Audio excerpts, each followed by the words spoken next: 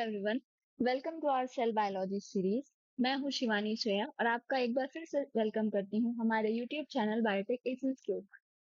Okay, आज basically हम plasma membrane का एक बहुत ही इंटरेस्टिंग और इम्पोर्टेंट पार्ट जो है इस लेक्चर में डिस्कस करने वाले हैं। ओके, पिछले लेक्चर्स में हमने transporters and different type of pumps को डिटेल में समझ लिया था। आज हम उसी कॉन्सेप्ट को एक स्टेप और आगे लेके जाएंगे और बात करेंगे membrane channels, are aquaporins, okay, membrane potential and type of membrane potentials which are resting membrane potential and action potential. Okay, इनके बारे में आज हम डिस्कस करने वाले हैं। जो आज का लेक्चर है वो इंटेंशनली छोटा कंसाइज रखा गया है। ओके, क्योंकि मेरा फोकस क्वांटिटी पे नहीं बल्कि क्लैरिटी पे है। अगर बेसिक कॉन्सेप्ट क्रिस्टल क्लियर हो जाते हैं तो आगे का एडवांस टॉपिक ऑटोमेटिकली बहुत इजी लगने लगेगा। तो बिना किसी डिले के चलिए शुरू करते हैं। देखिए, सबसे पहले हम आते हैं चैनल्स के ऊपर, राइट। अब चैनल्स क्या होते हैं? तो चैनल्स जो होते हैं, channels are the membrane bound proteins that create pores and gaps in the membrane, right. Basically हमने जब types of transporters type of transports के बारे में पढ़ा था, तो ट्रांसपोर्टर्स के अलावा एक चैनल भी पढ़ा था, राइट, हमने वहां पे।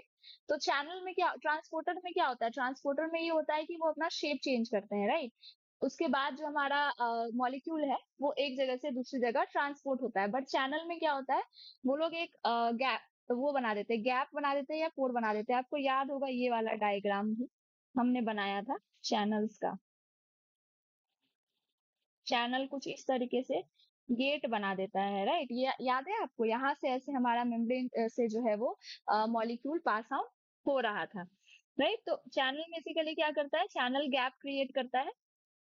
ओके, चैनल पोर क्रिएट करता है मेम्ब्रेन में, सो दैट हमारे मॉलिक्यूल्स जो है वो इजीली मूव हो पाए।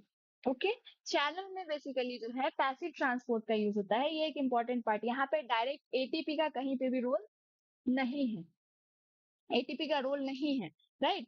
यहाँ पे पैसिव ट्रांसपोर्ट हो रहा है, यानी कि जो हमारा कॉन्सेंट्रेशन ग्रेडियंट है उसके फेवर में ही ट्रांसपोर्ट हो रहा है, उसके अगेंस्ट में नहीं हो रहा है। ओके, देखिए चैनल जो है वो दो टाइप के होते हैं, ठीक है। Ion channel and aquaporin. आज जो है, आज की क्लास में हम लोग एक्वापोरिन को ही डिटेल में समझेंगे और कल के लेक्चर में हम जो है सॉरी मंडे की लेक्चर में हम लोग आयन चैनल्स को समझेंगे, ठीक है। चलिए अब आते हैं एक्वापोरिन की तरफ। एक्वापोरिन क्या होता है और क्यों रिक्वायरमेंट होती है? देखिए, एक्वापोरिन का काम बेसिकली ट्रांसपोर्ट ऑफ वाटर है। लेकिन अभी एक सवाल ये भी आता है कि जो वाटर का ट्रांसपोर्ट है वो तो ऑस्मोसिस के थ्रू भी हो रहा है। आपको याद है जब हमने ऑस्मोसिस पढ़ा था, उसमें हमने पढ़ा था कि जैसे किशमिश है, किशमिश को अगर आप रेजिन्स जिसको बोलते हो, उसको अगर आप रात भर पानी में सोक कर दो तो देखोगे नेक्स्ट डे जो है पानी कम हो जाता है आपके बर्तन का, और जो हमारे रेजिन्स हैं वो थोड़े से स्वेल अप हो जाते हैं, राइट। तो ये इसके थ्रू भी तो पानी ट्रांसपोर्ट हो ही रहा था, वाटर का ट्रांसपोर्ट हो ही रहा था ऑस्मोसिस के थ्रू। फिर एक्वापोरिन्स की रिक्वायरमेंट क्यों पड़ गई? देखिए, क्या होता है कि जो वाटर का ट्रांसपोर्ट है थ्रू ऑस्मोसिस, राइट, ऑस्मोसिस का जो प्रोसेस है वो बहुत स्लो होता है, ठीक है। और क्योंकि इतना स्लो मूवमेंट अगर वाटर का होगा हमारी बॉडी के अंदर, तो और हमारी, क्योंकि हमारी बॉडी 70% वाटर से बनी है, तो क्या हो जाएगा? दिक्कत हो जाएगी। अगर ट्रांसपोर्ट ऑफ वाटर स्लो है तो मेटाबॉलिक फंक्शंस जो है वो डिले हो जाएंगे, राइट, जो कि हमारा सेल अफोर्ड नहीं कर सकता है। क्योंकि हमारा बॉडी के अंदर 70% ऑफ वाटर है, तो ऑस्मोसिस के थ्रू भी सही बात है कि जो वाटर है उसका ट्रांसपोर्ट हो सकता है और होता है। लेकिन in case sorry in case नहीं, बेसिकली होता यह है कि ऑस्मोसिस का प्रोसेस क्या है, बहुत स्लो है। और क्योंकि हमारी बॉडी को वाटर की रिक्वायरमेंट है, क्योंकि 70% जो है हमारा बॉडी उसमें वाटर ही है, राइट, 70% वाटर ही फिल्ड है। तो वाटर का ट्रांसपोर्ट अगर स्लो हो जाएगा तो मेटाबॉलिक फंक्शन भी उसके डिले हो जाएंगे। इसी कारण से एक्वापोरिन्स का यूज किया जाता है वाटर ट्रांसपोर्ट के लिए, क्योंकि एक्वापोरिन्स जो है वो रैपिड प्रोसेस ऑफ मूवमेंट दिखाते हैं। ओके, एक्वापोरिन में क्या होता है? एक्वापोरिन में वाटर ट्रांसपोर्ट का रेट जो है फास्ट हो जाता है, राइट, जो कि यहाँ पे लिखा भी हुआ है, इनका रैपिड ट्रांसपोर्ट होता है। रैपिड मतलब जल्दी जल्दी ट्रांसपोर्ट होता है, ठीक है। वाटर रेट जो है वाटर ट्रांसपोर्ट रेट जो है एक्वापोरिन के थ्रू बहुत फास्ट रहता है। देखिए एक्वापोरिन चैनल में जो है वो एक और इम्पोर्टेंट चीज ये है कि एस्फराजीन का जो रेपुटेशन है वो रहता है। यानी एक्वापोरिन प्रोटीन जब आपको दिखेंगे बेसिकली अगर उनको रीड करना है तो उनकी पहचान क्या है, उसमें रिपीटेशन ऑफ आर एस्फराजीन रहेगा, राइट। जिस प्रोटीन में आपको रिपीट रिपीट एस्फराजीन, अब जैसे सपोज यहाँ पे लाइसिन है, फिर एस्पराजीन है, फिर एस्पराजीन है, फिर एस्पराजीन है, फिर लाइसेंस है, लाइसीन है, फिर मान के चलिए सेरीन है, फिर आपका एस्पराजीन का रिपीटेशन आ गया। ये क्या है हमारा, ये है हमारा एक्वापोरिन प्रोटीन है। ये जो आपको यहाँ पे लाइसिन वगैरह लिखा है ये अमाइनो एसिड, मतलब बेसिकली जब हम प्रोटीन स्ट्रक्चर पढ़ेंगे तो उसमें देखेंगे ऐसे ही अमाइनो एसिड एक दूसरे से जुड़े होते हैं तब आपका प्रोटीन का एक चेन बनता है। ओके, देखिए बहुत सारे एस्पराजिन जो है वो कंबाइन हो जाते हैं और एक्वापोरिन प्रोटीन को फॉर्म करते हैं। ओके, क्यों? हाइड्रोक्सिल ग्रुप और अमाइन ग्रुप ये दोनों एस्पराजिन में ही प्रेजेंट होता है। ये दोनों वाटर मॉलिक्यूल के साथ जो है वो इंटरैक्ट करते हैं। वाटर मॉलिक्यूल में कहाँ इंटरैक्ट करते हैं, तो वाटर मॉलिक्यूल के हाइड्रोजन बॉन्डिंग में इंटरैक्ट करते हैं और जो वाटर मॉलिक्यूल का ट्रांसपोर्ट है उसको फास्ट करते हैं। समझ में आया? क्या करता है एस्पराजिन? एस्पराजिन की रिपीटेशन क्यों है? क्योंकि एस्पराजिन जो है, एस्पराजिन के अंदर बेसिकली आपका हाइड्रोक्सिल ग्रुप और अमाइन सॉरी एस्पराजिन में जो है hydroxyl group and amine group present है, राइट। वो किससे इंटरेक्ट करना शुरू कर देता है? वाटर मॉलिक्यूल से हाइड्रोजन बॉन्डिंग के थ्रू, और रैपिड ट्रांसपोर्ट को जो है वो प्रमोट करता है, रैपिड ट्रांसपोर्ट में हेल्प करता है। समझ में आया? चलिए अब आते हैं मेम्ब्रेन पोटेंशियल की तरफ। देखिए पोटेंशियल का मतलब क्या होता है? सबसे पहला सवाल, पोटेंशियल का मतलब होता है चार्ज में अंतर। क्या होता है? Charge, charge difference. Okay, potential मतलब क्या हुआ? चार्ज डिफरेंस, है ना। तो अब मेम्ब्रेन पोटेंशियल मतलब क्या हुआ कि चार्ज डिफरेंस रहेगा मेम्ब्रेन के चारों तरफ, राइट। उसी को हम मेम्ब्रेन पोटेंशियल कहेंगे। देखिए इसको समझते हैं थोड़ा। मान लीजिए आयन है, आयन है हमारा, ये सेल के आउटसाइड कैसे है और सेल के इनसाइड कैसे है वो देखते हैं। तो ये हमारा ओसी मतलब आउटसाइड और आई सी मतलब इनसाइड, और ये हमारा मेम्ब्रेन है। मेम्ब्रेन को दूसरे कलर से बनाते हैं, देखिए ये हमारा हो गया।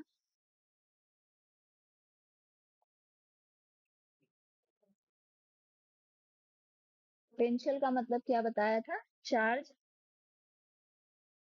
डिफरेंस, डिफरेंस, ठीक है। पोटेंशियल मतलब चार्ज डिफरेंस, तो मेम्ब्रेन पोटेंशियल मतलब जब चार्ज का डिफरेंस हो जाएगा मेम्ब्रेन के चारों तरफ अराउंड। ओके, अब आते हैं आउटसाइड द सेल, और ये हो गया इनसाइड द सेल। ओसी मतलब आउटसाइड सेल, एनसी मतलब आईसी मतलब इनसाइड द सेल, और ये है हमारी मेम्ब्रेन, ठीक है। देखिए अब जो हमारा सपोज कीजिए सेल के आउटसाइड जो है 10 आपके सोडियम पॉजिटिव है, बट इनसाइड 2 सोडियम पॉजिटिव है। इधर 5 फ्लोरीन है और इधर 10 फ्लोरीन है। यहाँ पे दो ही एग्जाम्पल आपको हम दिए हैं। बेसिकली क्या हो रहा है इस ग्राफ में, आपको क्या दिख रहा है? बहुत सारा चार्ज में डिफरेंस है, right, inside and outside membrane में। यहाँ जहां पर आपको इनसाइड के अंदर 10 आपका सोडियम मॉलिक्यूल प्रेजेंट है, इनसाइड में कितना प्रेजेंट है? मात्र 2। आउटसाइड में कितने प्रेजेंट है? ये एक रफ आपको आइडिया देने के लिए इतना लिखा है, एग्जैक्ट इतनी फिगर नहीं होती है outside the cell and inside the cell के अंदर इन आयंस की, ठीक है। तो अब समझ में आ गया कि मेम्ब्रेन पोटेंशियल किसको कहते हैं। Charge difference around the membrane is known as its membrane potential. जब मेम्ब्रेन के चारों तरफ चार्ज का डिफरेंस रहता है, मेम्ब्रेन के बेसिकली अंदर और बाहर चार्ज का जो डिफरेंस होता है उसी को हम मेम्ब्रेन पोटेंशियल कहते हैं, ठीक है। मेम्ब्रेन पोटेंशियल दो टाइप्स के होते हैं, एक रेस्टिंग मेम्ब्रेन पोटेंशियल, दूसरा एक्शन पोटेंशियल। एक एक करके इन दोनों को समझते हैं। सबसे पहले देखते हैं रेस्टिंग मेम्ब्रेन पोटेंशियल को। देखिए रेस्टिंग मेम्ब्रेन पोटेंशियल मतलब क्या होता है? जब नेट मूवमेंट ऑफ आयन जो है वो जीरो हो जाता है। Okay, charge difference when net movement of ion is zero is called resting membrane potential. क्या होता है, charge difference when net movement of ion is zero is called resting membrane potential. यानी कि जो आयन का मूवमेंट जो है वो जब जीरो हो जाएगा तब रेस्टिंग मेम्ब्रेन पोटेंशियल आएगा। क्लियर है?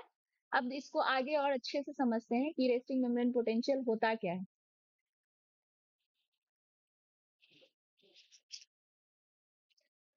देखिए, दो बातें हैं यहाँ पे, अब हम थोड़ा सा डिटेल में जाएंगे, आपको एक स्टोरी के जैसे समझाते हैं। देखिए, अगर मेम्ब्रेन का जो साइड वन है, मान के चलिए आउटसाइड वाला पोर्शन जो था हमारा ये, इसको हम इसको हम साइड वन लिख देते हैं और इसको साइड टू लिख देते हैं। ठीक है? तो जो हमारा साइड वन है, which is outside the cell, right, it वहां पे पॉजिटिव चार्ज ज्यादा है और नेगेटिव चार्ज कम है। दूसरे साइड पे देखेंगे जो साइड टू है यानी कि इनसाइड द सेल, वहां पे नेगेटिव चार्ज ज्यादा प्रेजेंट है और पॉजिटिव चार्ज कम प्रेजेंट है। ओके, इस केस में क्या होगा, चार्जेस मूव करेंगे साइड वन से साइड टू में, राइट, अपने आप को मेंटेन करने के लिए equal amount of positive charge and equal amount of negative charge करेंगे अपना, दोनों तरफ, साइड वन में भी साइड टू में भी, राइट।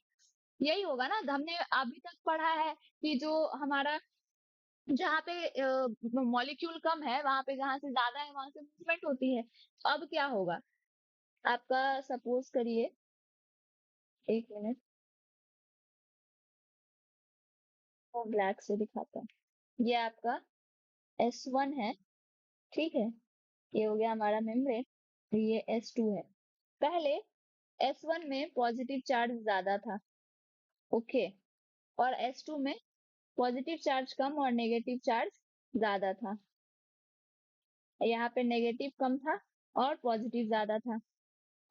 अब क्या होगा, यहाँ पे पॉजिटिव ज्यादा है, यहाँ पे पॉजिटिव कम है, तो अब क्या होगा, जो साइड वन का पॉजिटिव है वो मूव करेगा साइड टू में, राइट। तो यहाँ से क्या होगा, मूवमेंट होगा, है ना। मूवमेंट किसका होगा, पॉजिटिव चार्ज, पॉजिटिव चार्ज जो है वो साइड वन से साइड टू को मूव करेगा। क्यों मूव करेगा, ताकि अपने आप को बैलेंस आउट कर पाए दोनों तरफ।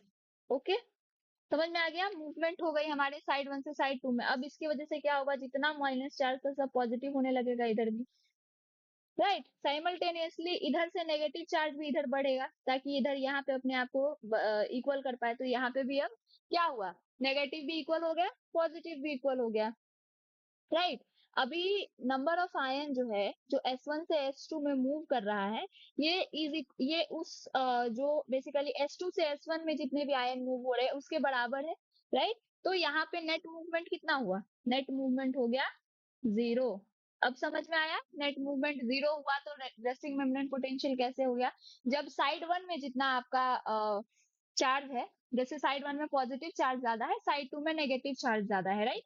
तो साइड वन का जो पॉजिटिव चार्ज है वो अपने आप को बैलेंस आउट करने के लिए साइड टू में भी मूव करना शुरू करेगा, सो दैट साइड टू में भी equal amount of positive charge हो। साइमल्टेनियसली जो नेगेटिव चार्ज साइड टू में ज्यादा था बट साइड वन में कम था, तो वो नेगेटिव चार्ज भी साइड टू से साइड वन में साइमल्टेनियसली मूव करेगा, सो दैट इधर भी नेगेटिव चार्ज ज्यादा अच्छे से मेंटेन हो जाए, राइट, दोनों तरफ इक्वल अमाउंट हो जाए। तो ये जो आपका मूवमेंट हो रहा है, ये मूवमेंट कैसा रहेगा, जो साइड वन से side one to side two positive आया, और side two to side one क्या आया, नेगेटिव आया, ये दोनों जो है जीरो हो गया। इसी को हम रेस्टिंग मेम्ब्रेन पोटेंशियल कहेंगे। ये दोनों क्या हो गया, इसका नेट चार्ज कितना हो गया, जीरो हो गया। नेट मूवमेंट कितना हो गया, जीरो हो गया। क्यों, क्योंकि जितना amount of positive charge negative charge की तरफ जितना amount of positive charge side one से साइड टू में मूव कर रहा है, उतना ही amount of negative charge side two से साइड वन में भी मूव कर रहा है। ये समझ में आया। देखिए, हर एक मेम्ब्रेन का डिफरेंट रेस्टिंग मेम्ब्रेन पोटेंशियल होता है। 20 मिली वोल्ट से लेके -20 मिली वोल्ट से लेके +120 मिली वोल्ट तक, ये डिपेंड करता है सेल के ऊपर। यहाँ पे ये पॉइंट नोट भी की हुई है। Every membrane has different resting membrane potential ranging from minus minus इसको कर लीजिए -20 millivolt to +120 millivolt, depending on the cell. ये सेल के ऊपर डिपेंड करेगा कि -20 से +120 के बीच में कितना उसका रेस्टिंग मेम्ब्रेन पोटेंशियल रहता है। ओके, देखिए, अब एक और चीज है, मेम्ब्रेन पोटेंशियल ना जीरो होता है, जीरो भी होता है। ओके, मेम्ब्रेन पोटेंशियल जीरो कब होगा? जब charges on side one is equal to charges on side two. Okay, basically जो साइड वन पे जो चार्जेस हैं वो बराबर हो जाएंगे साइड टू के चार्जेस से, लेकिन चार्जेस डिफरेंस के कारण जो side one and side two के बीच में डिफरेंस आ रहा है, ये बेसिकली जीरो मेम्ब्रेन पोटेंशियल जो है वो नहीं है, राइट। सेल ऑलवेज जो है अपने आप को बेसिकली जो है इम्बैलेंस करके रखती है। ओके, तो इस केस में ये कंक्लूजन निकलता है कि मेम्ब्रेन पोटेंशियल जीरो नहीं हो सकता है। क्यों? क्योंकि अगर जीरो हो गया तो सेल की सारी एक्टिविटीज ही डिसरप्ट हो जाएगी। मान लीजिए अगर यहाँ पे जितना अमाउंट ऑफ सोडियम है हमारा सेल के, जैसे आउटसाइड ये सेल है, इसके अंदर अगर हमको एक ही सोडियम की रिक्वायरमेंट है पर बाहर में हमको 4-5 सोडियम्स की रिक्वायरमेंट है, और according to this membrane potential, अगर रेस्टिंग मेम्ब्रेन पोटेंशियल के चक्कर में, मेंटेन करने के चक्कर में इसके अंदर उतने ज्यादा अमाउंट में सोडियम एंटर कर गया पॉजिटिव चार्ज, तो क्या होगा?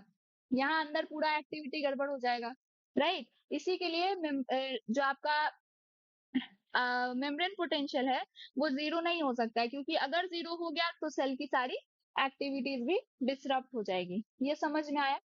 चलिए अब आते हैं एक्शन पोटेंशियल की तरफ। ये थोड़ा सा और इम्पोर्टेंट है, इसको देखिए। देखिए, हर एक सेल के पास बाहर, सेल के बाहर पॉजिटिव चार्ज होता है, राइट। क्यों? क्योंकि हाई कॉन्सेंट्रेशन ऑफ सोडियम वहां पे प्रेजेंट होता है, राइट। और सेल के अंदर नेगेटिव चार्ज होता है। क्यों? क्योंकि सोडियम का कॉन्सेंट्रेशन सेल के अंदर लेस रहता है, राइट।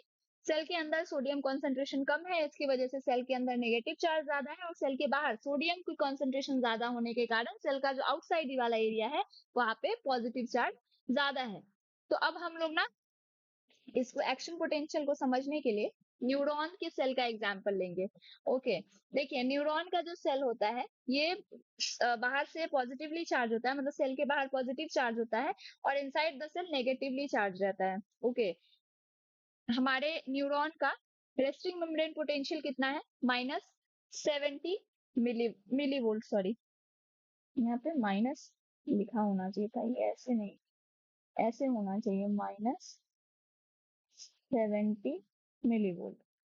ठीक है, अभी देखिए क्या होता है कि जब न्यूरॉन सेल सिग्नल रिसीव करता है तो जो सोडियम है सेल के बाहर वो सेल के अंदर एंटर करना शुरू होता है। यानी कि जो सोडियम का मूवमेंट है वो नेगेटिव से पॉजिटिव हुआ, राइट। नेगेटिव से पॉजिटिव कैसे, इसको हम समझेंगे। नेगेटिव से पॉजिटिव कैसे समझेंगे? क्यों? क्योंकि जहां पे ज्यादा था वहां से जहां पे कम है वहां पे वो मूव कर रहा है, राइट। ठीक है, जब मेम्ब्रेन पोटेंशियल नेगेटिव से पॉजिटिव में मूव करता है तो उसको हम क्या कहते हैं? डीपोलराइजेशन कहते हैं। ठीक है, अब देखिए क्या हो रहा है, जैसे सोडियम जो है सेल के अंदर एंटर कर दिया तो सेल के अंदर का चार्ज क्या हो जाएगा? पॉजिटिव हो जाएगा नेगेटिव से, ड्यू टू डीपोलराइजेशन, राइट। हमने पहले से क्या पढ़ा था, यहाँ पे क्या पढ़ा था? न्यूरॉन सेल जो है वो ऊपर बाहर से पॉजिटिवली चार्ज रहता है और अंदर से नेगेटिवली चार्ज रहता है। क्यों? क्योंकि बाहर में क्या प्रेजेंट है? हमारा सोडियम का कॉन्सेंट्रेशन हाई है और यहाँ पे सोडियम का कॉन्सेंट्रेशन लो है। तो क्योंकि नेगेटिव से पॉजिटिव में सोडियम सोडियम मूव कर रहा है तो इसको हम क्या कहेंगे? डीपोलराइजेशन कहेंगे, राइट। तो डीपोलराइजेशन की वजह से क्या हो रहा है, जो सोडियम बेसिकली हमारा मेम्ब्रेन पोटेंशियल है उसमें जब नेगेटिव से पॉजिटिव में मूवमेंट हुई तो उसको डीपोलराइजेशन कह दिए, राइट। तो अब क्या हो रहा है, देखिए क्योंकि सोडियम जो है सेल के अंदर आ रहा है तो क्या हो रहा है, सेल में, सेल के अंदर में जो है वो पॉजिटिव चार्ज बढ़ रहा है, क्योंकि पहले सेल के अंदर का चार्ज क्या था? नेगेटिव था, लेकिन सोडियम की एंट्री की वजह से क्या हो गया? पॉजिटिव हो गया, राइट। अभी देखिए सोडियम एंट्री क्यों कर रहा है? बैलेंस आउट करने के लिए अपने आप को। जो उसका कॉन्सेंट्रेशन, सोडियम का कॉन्सेंट्रेशन सेल के इनसाइड जो है वो कम था और सेल के बाहर ज्यादा था, उसको बैलेंस आउट करने के लिए सोडियम सेल के अंदर एंटर कर रहा है, ताकि सेल के अंदर भी जो है उसका कॉन्सेंट्रेशन इक्वल हो जाए, राइट। क्योंकि सेल के बाहर जो है कंसंट्रेशन ज्यादा था, राइट। तो इसी के लिए वो हाई कंसंट्रेशन से लो कंसंट्रेशन में मूव कर रहा है। तो डीपोलराइजेशन के कारण सोडियम चैनल्स ओपन हो जा रहे हैं, ज्यादा सोडियम चैनल्स ओपन हो जा रहे हैं। ओके, और सोडियम चैनल ओपन हो रहे हैं, ओके, क्यों क्यों ओपन हो रहे हैं? क्योंकि चार्ज में चेंज आ रहा है, राइट। सेल के अंदर चार्ज में चेंज आने की वजह से सोडियम चैनल क्या हो रहे हैं, ओपन हो रहे हैं। तो इन सोडियम चैनल को क्या कहेंगे, वोल्टेज गेटेड आयन चैनल। ये क्या होते हैं, वोल्टेज गेटेड आयन चैनल। इसको हम इन डेप्थ पढ़ेंगे जब हम आपका आयन चैनल्स के बारे में पढ़ेंगे, जो इसके नेक्स्ट क्लास में हम पढ़ने वाले हैं। जैसे दो टाइप का हमने पढ़ा था ना, एक था हमारा मेम्ब्रेन पोटेंशियल का बेसिकली हमने यहाँ पे पढ़ा था ना, दो टाइप, सॉरी, चैनल का दो टाइप, एक आयन चैनल था और दूसरा एक्वापोरिन था। तो जब हम लोग आयन चैनल पढ़ेंगे तब हम लोग उसमें पढ़ेंगे वोल्टेज गेटेड आयन चैनल। ये एक आयन चैनल का ही टाइप है। तो सोडियम, यहाँ पे सोडियम चैनल क्यों ओपन हो रहा था, चार्ज में चेंज होने के कारण। तो इसी के लिए, क्योंकि ये चार्ज में चेंज होने के कारण सोडियम चैनल्स ओपन हो रहे हैं हमारे सेल में, तो इसी के लिए इसको क्या कहा जाएगा, वोल्टेज गेटेड आयन चैनल कहा जाएगा। ओके, अब देखिए ये जो सोडियम चैनल्स हैं, ये ट्रांसपोर्ट करने लग जाएंगे ज्यादा सोडियम को सेल के अंदर, राइट। इसकी वजह से और ज्यादा डिपोलराइजेशन होगा न्यूरॉन सेल का, जिसकी वजह से मेम्ब्रेन पोटेंशियल जो है वो +50 तक चला जाता है, राइट। और क्योंकि मेम्ब्रेन पोटेंशियल न्यूरॉन सेल का कितना था, -70 मिलीवोल्ट, राइट। अभी क्या हो गया, -70 से 50 +50 मिलीवोल्ट हो गया। तो ये बहुत ही ज्यादा डेंजरस हो जाएगा सेल के लिए, राइट। क्योंकि कहा हमें -70 मेंटेन करना था और पहुंच कहा गया +50 पहुंच गया, ये बहुत ही ज्यादा हो गया, राइट। तो अब इसको मेंटेन करने के लिए, मेम्ब्रेन पोटेंशियल को मेंटेन करने के लिए क्या होगा, जो हमारा रिपोलराइजेशन है, रिपोलराइजेशन शुरू हो जाएगा। अब रिपोलराइजेशन कहते किसको है, देखिए रिपोलराइजेशन का मतलब ये होता है कि मूवमेंट ऑफ चार्ज जो है वो हो जाता है पॉजिटिव से नेगेटिव। डिपोलराइजेशन में क्या था, मूवमेंट ऑफ चार्ज कैसे था, नेगेटिव से पॉजिटिव। जब चार्जेस नेगेटिव से पॉजिटिव में मूव करते हैं तो वो डिपोलराइजेशन हो गया, और जब पॉजिटिव से नेगेटिव में चार्ज का मूवमेंट होता है तो क्या होता है, रिपोलराइजेशन हो जाता है। चलिए इसको ना अब हम एक फिगर से समझाते हैं आपको। देखिए बेसिकली क्या हो रहा है, हमारा न्यूरॉन सेल है, ठीक है। इसके ऊपर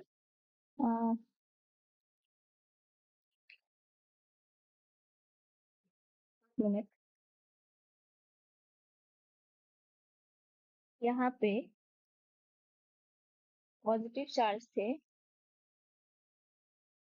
और क्या था, सेल के बाहर सोडियम का कॉन्सेंट्रेशन हाई था, इस वजह से सेल पे बाहर पॉजिटिव चार्ज था। सेल के अंदर कम था तो नेगेटिव चार्ज था। अब क्या हुआ, सबसे पहले इसको रिसीव होगा एक सिग्नल, ये एक सिग्नल है, एक मिनट, ये सिग्नल रिसीव हो गया, किसको, न्यूरॉन सेल को।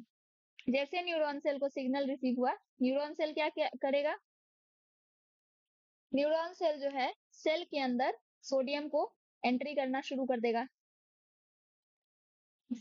जो हमारा सोडियम है, एक मिनट, सोडियम हमारा रेड से था, सोडियम क्या करेगा, सेल के अंदर एंटर करने लगेगा। कौन एंटर करने लग जाएगा, सोडियम, ये अंदर एंटर करने लग जाएगा, यानी कि यहाँ पे आने लग जाएगा, है ना, समझ में आया। क्योंकि ये नेगेटिव से पॉजिटिव में यहाँ पे जो आपका मेम्ब्रेन पोटेंशियल मूवमेंट है वो हो रहा है, इसकी वजह से ये केस क्या कहाएगा आपका, डिपोलिराइजेशन, डिपोली डिपोलराइजेशन। समझ में आया। अब देखिए इसके बाद क्या हो रहा है, ये तो ऐसे हो गया, एंट्री हो गई। अब आगे देखते हैं, अब आगे क्या हुआ, रिपोलराइजेशन के कारण और बहुत ही ज्यादा जो है sodium channel, sodium channel open हुए, ठीक। सोडियम चैनल कैसे ओपन हुए, अब हम इसको समझाते हैं आपको नेक्स्ट पेज में, एक मिनट। ये हमारा, ये कलर कलर हो गया, एक मिनट रुकिए। ये था हमारा न्यूरॉन सेल, इसके ऊपर आ गया सोडियम चैनल्स, रेड से था ना सोडियम, सोडियम चैनल आ गए। अभी ओपनिंग हो गया सोडियम चैनल का, क्यों, क्योंकि मेम्ब्रेन पोटेंशियल में फिर से चेंज हुआ, इसीलिए इसको हमने क्या कहा, मेम्ब्रेन पोटेंशियल में चेंज हुआ due to change in membrane potential, sorry, opening of, basically sodium channel क्यों ओपन हुआ, क्योंकि मेम्ब्रेन पोटेंशियल में चेंज आया था, इसीलिए इसको हम वोल्टेज गेटेड आयन चैनल कहेंगे। अब क्या हो रहा है, अब और ज्यादा जो है आपका डीपोलिमराइजेशन हो रहा है, इसकी वजह से और ज्यादा सोडियम चैनल ओपन हो रहे हैं। ठीक है, सोडियम चैनल और ज्यादा होने के कारण सोडियम की एंट्री ज्यादा हो रही है। क्या हो रहा है, यहाँ से और ज्यादा सोडियम अंदर जा रहा है, जिसकी वजह से क्या हो रहा है, हमारे सेल के अंदर सोडियम जो है वो ज्यादा हो रहा है, पॉजिटिव चार्ज ज्यादा हो रहा है। इसको मेंटेन करने के लिए अब क्या करेगा, क्योंकि +50 पहुंच गया, पॉजिटिव चार्ज कितना हो गया, +50 पहुंच गया पॉजिटिव चार्ज। अब इसको मेंटेन करने के लिए सेल क्या करेगा, सेल जो है वापस से रीपोलराइजेशन शुरू करेगा। रीपोलराइजेशन होना शुरू करेगा तो जो हमारा जो प्लस चार्ज हो गया था उससे वापस किस पे पहुंच जाएगा, -70 पे पहुंच जाएगा, -70 MV।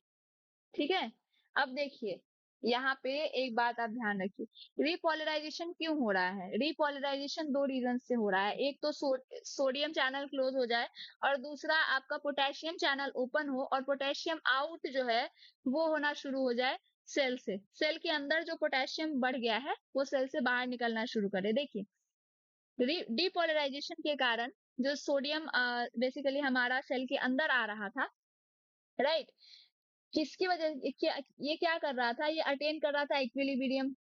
इक्विलिब्रियम अटेन करने के चक्कर में आ रहा था सोडियम का, ताकि जितना सेल के बाहर है सोडियम उतना ही सेल के अंदर हो जाए, राइट। तो जब मेम्ब्रेन पोटेंशियल जो है +50 पहुंच गया due to sodium entry inside the cell, क्या होता है, अप्रोक्सीमेटली सोडियम इक्विलिब्रियम तक पहुंच जाता है, राइट। इनसाइड और आउटसाइड सोडियम का अमाउंट इक्वल होने लग जाता है, मतलब अप्रोक्स वहां तक पहुंच जाता है। उसके बाद क्या होता है, अब क्योंकि सोडियम हमारा जो है अचीव कर रहा है इक्विलिब्रियम, जो कि सेल के लिए अच्छा नहीं है, इसी के लिए रिपोलराइजेशन करने के लिए जो आपका पोटेशियम है, राइट, वो भी क्या बोलते हैं, इक्विलिब्रियम पे पहुंचने लगता है। वो क्या करता है, सेल के अंदर ज्यादा था तब वो सेल के बाहर जाने लगता है।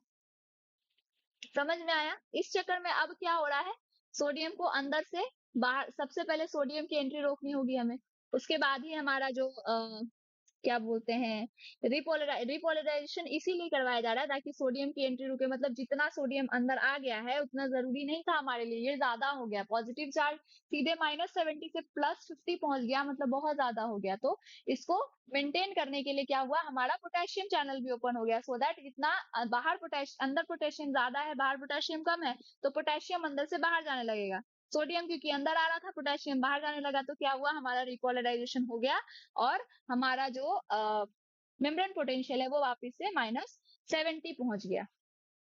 क्लियर है, अभी देखिए, अब हम लोग तीन चीजें पढ़ेंगे यहाँ पे, डीपोलराइजेशन, रीपोलराइजेशन और एक और वर्ड आया यहाँ पे, हाइपर पोलराइजेशन। हाइपर पोलराइजेशन क्या होता है, हाइपर पोलराइजेशन के कारण जो है सेल अपना पोटेशियम चैनल क्लोज कर लेता है और उसके बाद सोडियम पोटेशियम एटीपीएस पंप जो है वो स्टार्ट कर देता है वर्क करना, ताकि सेल को जो है वो रेस्टिंग स्टेज मेंटेन कर दे। और जो -70 आपका मिली वोल्ट का उसका था न्यूरॉन सेल का, वो जो हमारा टारगेट है वो अचीव हो जाए।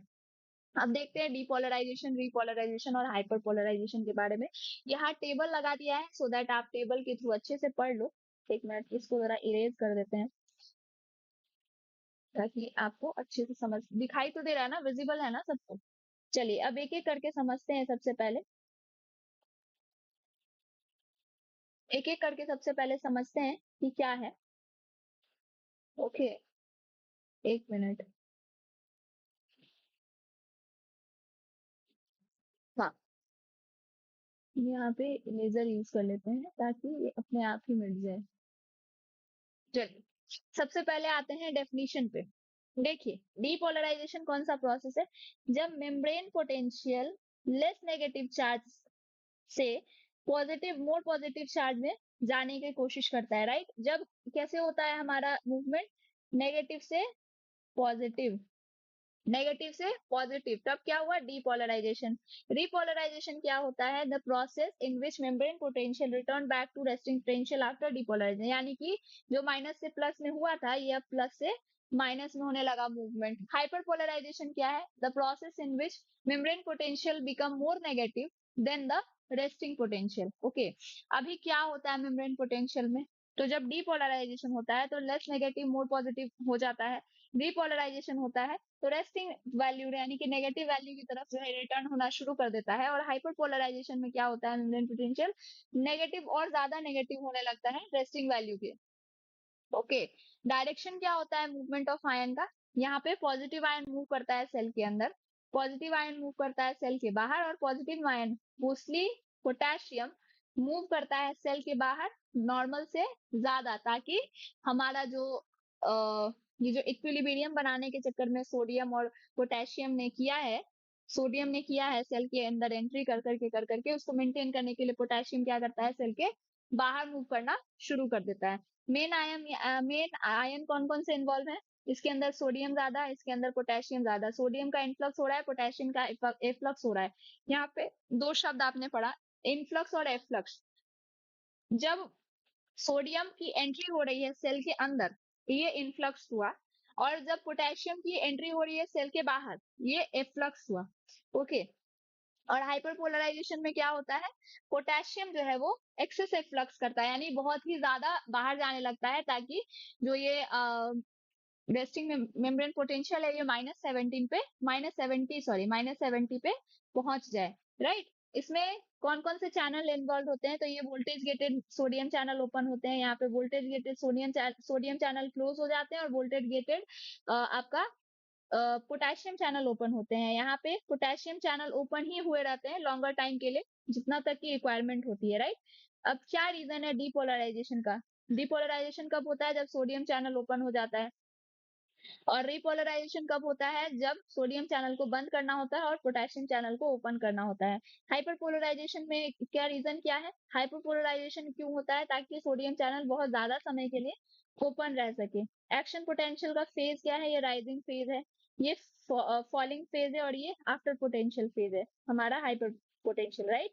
इफेक्ट क्या होता है न्यूरॉन सेल के ऊपर? यहाँ पे एक्सिटेबिलिटी जो है वो इंक्रीज हो जाती है, न्यूरॉन जो है बहुत ही ज्यादा फायर करता है एक्शन पोटेंशियल पे, राइट। यहाँ पे डिक्रीज हो जाती है एक्सेसिबिलिटी, और न्यूरॉन सेल जो है रिमूव नॉर्मल एक्साइटेबल स्टेज पे जो है वो पहुंच जाता है, राइट। या हाइपर पोलराइजेशन में क्या होता है, डिक्रीज और ज्यादा एक्साइटेबिलिटी जो है वो डिक्रीज होने लगती है, न्यूरॉन जो है वो बहुत और ज्यादा एक्शन पोटेंशियल से जो है सो फायर होने लगता है, राइट। मेम्ब्रेन पोटेंशियल की वैल्यू कितनी है न्यूरॉन सेल में? -70 मिलीवोल्ट +30 टू +40 मिलीवोल्ट, नेस नेगेटिव मोर पॉजिटिव के केस में। अभी रिपोलराइजेशन के समय कितना हो जाता है? +30 से +40, और हाइपरपोलराइजेशन में वापस से -70 पहुंच जाता है, ठीक है। इस यहाँ पे इनका की रोल भी दिया हुआ है। डीपोलराइजेशन का क्या है? एक्शन पोटेंशियल बढ़ाता है, रिपोलराइजेशन रिस्टोर करता है मेम्ब्रेन पोटेंशियल को रेस्टिंग लेवल तक, और हाइपरपोलराइजेशन क्या करता है? ये रिफ्रैक्टरी पीरियड है, जहाँ पे ये रिफ्रैक्टरी पीरियड प्रोवाइड करता है, सॉरी, जो कि इमीडिएट फायरिंग से रोकता है, राइट। ये आपको पूरा क्लियर हो गया। देखिए ये सारा जो टेबल में लिखा है इसको नोट डाउन कर लीजिएगा और अच्छे से इसको पढ़िएगा। चलिए, अब देखिए आज का लेक्चर में हम लोग क्या क्या पढ़े हैं उसको एक बार देख लेते हैं। आज हमने पढ़ा है कि चैनल्स होते क्या हैं और ट्रांसपोर्टर से कैसे डिफरेंट होते हैं, राइट। एक्वापोरेंस वाटर मूवमेंट को कितना एफिशिएंट कैसे बना लेते हैं, मेम्ब्रेन पोटेंशियल का बेसिक कॉन्सेप्ट क्या है, रेस्टिंग मेम्ब्रेन पोटेंशियल किस तरह मेंटेन होती है, और एक्शन पोटेंशियल का फंडामेंटल मैकेनिज्म क्या होता है, राइट। ध्यान रखिएगा, इन टॉपिक्स को सिर्फ डेफिनेशंस की तरह याद मत कीजिएगा, हमेशा ये समझने की कोशिश कीजिएगा कि सेल के अंदर आयंस किस डायरेक्शन में जो है वो मूव कर रहे हैं, मूवमेंट क्यों हो रही है, और इस मूवमेंट का फिजियोलॉजिकल इफेक्ट क्या है, राइट। जब आप कॉन्सेप्ट को विजुअलाइज करके करने का ट्राई करेंगे, तब ये टॉपिक और आपको इजी लगने लगेगा, डिफिकल्ट नहीं रहेगा। ओके, अभी देखिए एक और एंड में छोटी सी बात, बायोलॉजी में सक्सेस उन स्टूडेंट्स को मिलती है जो कॉन्सेप्ट्स को बार बार पढ़ने की बजाय उन्हें लॉजिकली कनेक्ट करना सीखते हैं, राइट। हर लेक्चर के बाद सिर्फ 15 से 20 मिनट अगर रिवीजन करिएगा, तो आप और अपना नोट्स खुद बनाइएगा और खुद से एक बार एक्सप्लेन करने की प्रैक्टिस कीजिएगा, तो बिलीव मी ये छोटी सी हैबिट कुछ महीनों बाद आपके अंदर बहुत बड़े बड़े डिफरेंस आपको दिखने लगेंगे। कंसिस्टेंसी हमेशा इंटेलिजेंस से ज्यादा पावरफुल होती है, राइट। तो चलिए मिलते हैं नेक्स्ट लेक्चर में, तब तक के लिए thank you everyone, happy learning.